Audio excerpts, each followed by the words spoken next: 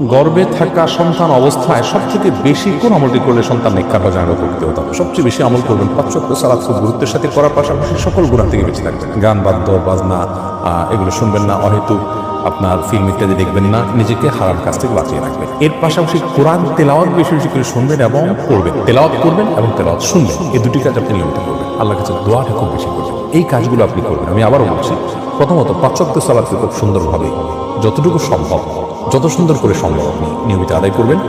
দ্বিতীয়ত, সকল প্রকার গুনাহ থেকে, বিশেষ করে গান বাদ্যযন্ত্র ইত্যাদি ব্যবহার করা হয়েছে এরকম গান, এগুলো শোনা, মিউজিক শোনা, এগুলো থেকে বেঁচে থাকবেন।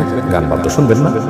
এবং অন্য যে আপনার ফিল্ম দেখা এবং সময় অপচয় করার যে ব্যাপারগুলো আছে, সেই গুনাহগুলো সহ সকল গুনাহ থেকে বেঁচে থাকবেন। তাহলে গুনাহ থেকে বেঁচে থাকবে। তৃতীয়ত হলো স্পেশালি আপনি কোরআন তেলাওয়াত করবেন বেশি বেশি করে এবং কোরআন তেলাওয়াত শুনবেন। বাচ্চা কোরআন তেলাওয়াত গর্ভে থাকার সময় কোরআন তেলাওয়াত করলে এর প্রভাব বাচ্চার গর্ভস্থ সন্তানের মধ্যে পড়ে। আর চতুর্থত যেটি বললাম, তা হলো আল্লাহর কাছে বিশেষ করে দোয়া করতে হবে। এই 4টি কাজ যদি গর্ভবতী মা নিয়মিত করেন, সবসময় করেন, এটি পরামর্শমূলক আমল, তাহলে সেক্ষেত্রে ইনশাআল্লাহ বিইذনিল্লাহ গর্ভস্থ সন্তানকে আল্লাহ তাআলা যে কোনো আপনার অদৃশ্য ক্ষতি থেকে যেমন রক্ষা করবেন, সেই সাথে সে নেককার হওয়ার সম্ভাবনা তৈরি হবে।